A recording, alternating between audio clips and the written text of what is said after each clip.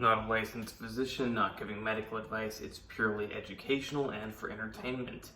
The camera is over. No, it's over there. Okay, so SERMs. What are they? Well, first I'll start with some examples. Tamoxifen, otherwise known as Nolvadex. Clomiphene, otherwise known as Clomid. Raloxifene, I don't know the brand name for that. So these are often used during an anabolic steroid cycle to prevent gynecomastia. They're often used after an anabolic steroid to help with HPTA restart. Now they're also used just in general for gynecomastia. In fact, what they are medically prescribed for most of the time is breast cancer, because breast cancer tends to be estrogen receptor positive, meaning that the cells, the cancerous cells, have receptors for estrogens, and the binding of estrogens to their cells causes really rapid growth. A lot of tissues have receptors for estrogens, your blood vessels, your skin, a lot of things.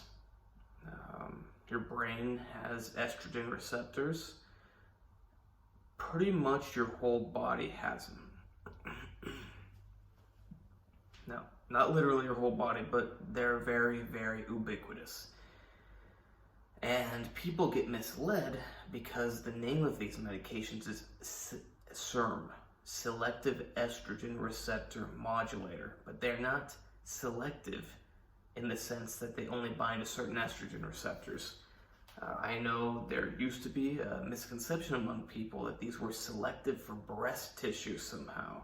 Well, sort of, but no. So while they are more of an antagonist to the estrogen receptors in the breast tissue, whereas bones, for example, they are a mixed agonist-antagonist, I don't know exactly what they are for those receptors, but they have moderate agonizing activity. Maybe it's mixed agonist-antagonist, maybe it's weak agonist. I don't think the scientific studies have determined that yet. Not super important, but yeah. The studies have shown that the amount of agonism you get out of, say, tamoxifen or clomiphene on bone is greater than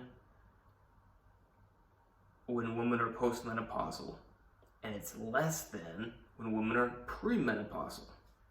So in other words, taking the dosages that were taken in those medical studies for postmenopausal women brought their estrogenic load on their bones back up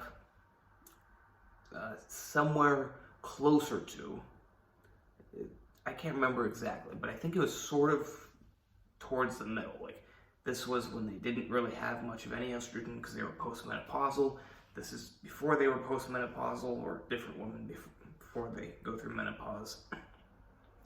And the SERMs brought them somewhere around there, which was very, very significant, a great benefit, because women, when they go through menopause, they no longer have normal, healthy levels of estrogen, at least what is normal and healthy for a younger person, and their bones start to deteriorate.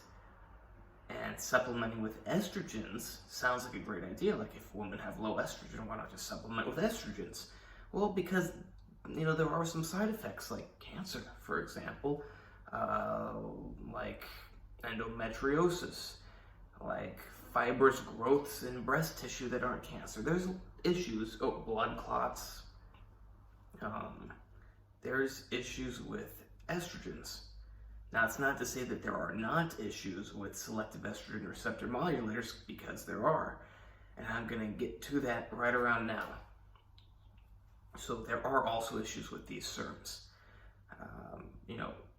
Doing a kind of shotgun approach, and imagine it's birdshot. If you don't know what birdshot is, there's lots of little BBs inside a shotgun shell, sprays outwards. Imagine each of those BBs is either agonist or antagonist, and you just kind of go, and you blow that across the body. Now, some tissues, like breast tissue, it's antagonist. Some tissue, like bone tissue, it's agonist. Brain, antagonist. and just all over the place, everything's different. So yeah, that throws the body into disarray, when normally you have a certain level of natural estrogens, and they have agonist activity. And you have this across the, my English keeps getting worse and worse, across the board agonistic activity that keeps it somewhere in this level. Whereas now you got some that's up here, some that's down there, and everything's all weird. And then just the fact that you even have any estrogen receptors antagonized, which is not very natural at all, just really screws with the body. Now, if you have breast cancer, yeah, it's a great idea to antagonize the estrogen receptors. Even if you had to antagonize like all of them, probably a good idea to do that rather than let your breast cancer grow. Now, if you could remove it, remove it. If you could use other treatments, do that. But if you need to block estrogen for breast cancer, it's a good idea. I certainly wouldn't want to take estrogen if I had breast cancer. Even though I'm a man, I'll do my wife's thing where you knock on wood after you say something bad that could possibly happen. So, in terms of healthy men taking these medications, because I do tend to cater to men's health. Number one, they antagonize estrogen receptors in the brain. A lot of people are going to feel like garbage. It's no wonder, because you are antagonizing the estrogen receptors in your brain. Estrogen is a vital hormone. It has a lot of neurological effects. All throughout all the nerves in the body, but also in the central nervous system. Men who take aromatizing androgens, aromatizing anabolic steroids, if they get really high estrogen levels, they will notice some telltale signs of high estrogen. Random crying.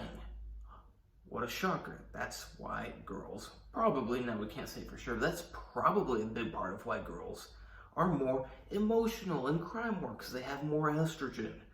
If a man throws his estrogen through the roof, there's a much higher chance that he's going to be emotional like that and cry at things. And it's funny, I was saying something about it's not normal for men to cry.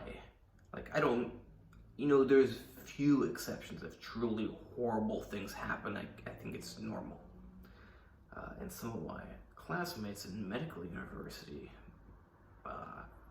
biological males, I'm not going to call them men, they started arguing with me. One of them goes, "No, I cry all the time." I don't remember if I asked him when's the last time he cried or if he just said it, and I'm like, well, what? I probably asked, like, can you give me an example of a reason why you cried? He goes, "'Cause my dog's sick, I cried." I go, "Is your dog dying of cancer or something?" He goes, "No, he got an eye infection." Your dog gets an eye, like, not some, like, he's losing his eye infection, but, like, you gotta wipe out the goop, put some eye drops in, your dog gets an eye infection like that and you're crying. You might have a problem with your estrogen, or, you might just have a problem with your brain. You very likely have no life experience with anything if you're crying for a reason like that. But there's also a good chance you have high estrogen. So yeah, estrogen is very, very, very psychoactive. It will skyrocket your sex drive. Too much of it will also inhibit your orgasm. But yeah, before you get to that point, you're gonna have the sex drive of a demon or something, whatever you want to choose. Yeah, you get the typical female emotional stuff, and you get crazy sex drive, along with a bunch of other biological activity that's not so mental. But when you, okay, so I almost forgot one of the most, well, probably the most important thing, the ability to feel pleasure. When you have low estrogen, it becomes very hard to feel pleasure. So not only are all your emotions flattened, but it's part of that, but especially your emotional ability to enjoy something, to feel pleasure from it.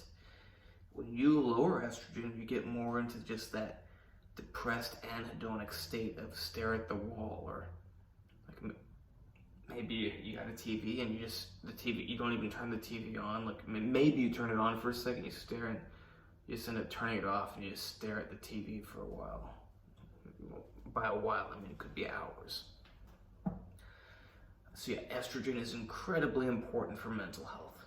So it's no wonder when men crash their estrogen or take medications that antagonize it, they end up feeling pretty bad. Anybody who blocks estrogen in the brain or just eliminates estrogen from their body is not going to feel good. Now, some people are more resistant to it than others. Some people are on medications that mimic estrogen. Some people are on synthetic estrogens. There's a lot of possibilities. But if you're taking a selective estrogen receptor modulator, you're very likely to have problematic issues with your brain. Well, you're going to have problems with your entire body, but you're also going to have emotional, psychological issues. So yeah, these medications can be taken as a form of TRT, although the efficacy of that is not very known. I do think it's beneficial for testicular health. If for some reason you're not getting a strong HPTA signal to your testes and they are underperforming, it's not just that you need more testosterone. You very likely do not need more testosterone. But is it healthy for your actual testicles and healthy for your sperm to have more testosterone? Probably, if you have low testosterone, or if you're in the lower end of the normal range. It's, in my opinion, which is not medical advice or anything, don't have a medical degree yet, don't have a medical license, but in my opinion, it's probably healthy for the testicles and the sperm to go from lower than normal or bottom third of the normal reference range higher. Testosterone is a key component or a key ingredient. Like I said, my English keeps getting worse and worse. It's a key factor in spermatogenesis. So if you have too little testosterone, not only are your testicles not going to be super healthy, but your sperm inside of them is not either. Okay, so, on top of that stuff, it's really, like I said, it's the whole body. It's important for your nerves, for your blood vessels, for your skin. And we don't know every tissue that these selective estrogen receptor modulators, I should go selective estrogen receptor modulators, because this is just a weird, wacky name, but it's for a weird, wacky class of medications.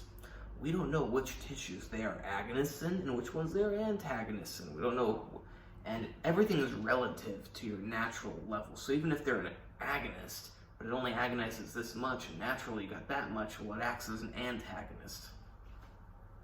You may be going, how can it act as an agonist in some tissues and an antagonist in others?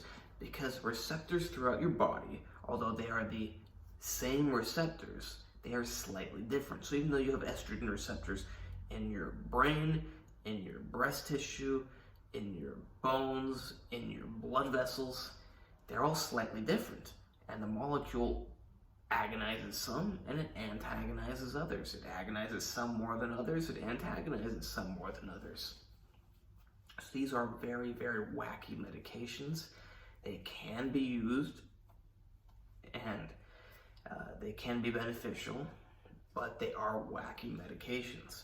They are very effective at increasing HPTA and testicular function. Are they so effective at increasing lean body mass, increasing fat loss, increasing overall well-being? I would certainly not say they're good at increasing overall well-being, considering that you're blocking estrogen activity, estrogen receptors in the brain, and you're going to feel a lot worse. As for the body composition effects, maybe there's a little benefit, but I think that these psychological effects are going to, well, that they do, for most people, far outweigh the body composition effects. But if you have underactive testicles, then they are a good idea, at least for some period of time, to get them back up and running. Oftentimes, when the testicles get up to running at a higher level, they don't drop all the way back down to where they were before. I'll leave it at this. Please like, subscribe, and comment. Check out my other videos. Check out my Instagram, Andre Hutch that's all it is for Instagram. And remember, you can hire me for whatever kind of coaching, training, consultations, whatever it is, whatever you want to call it, for supplements, for special supplements, for food, for training, for whatever. I can teach you chemistry, I can do whatever. Yeah, if you need a chemistry tutor, I forgot that I offer this service, but someone contacted me recently about it. I can still tutor you in chemistry, I can tutor you in biology, I can tutor you in med school. In case you don't notice, I just want some money. I don't make a lot of money as a med student, but I do all right. So yeah, check out that Instagram, Andre Hutch. Remember, I'm the best bang for your buck because I'll give you unparalleled quality of service for an unparalleled price. You will not find someone else with my level of knowledge, experience, and expertise that will charge anywhere near me. In fact, if I had to estimate, I would say they would charge 10 to 100 times more money than me. Why do I charge so little? Because I'm not famous or popular or something, and I don't have a massive amount of clients, and I still have more time for more clients. But once I have more clients than I have time, then the price will go up. Hopefully that happens soon, but we will see.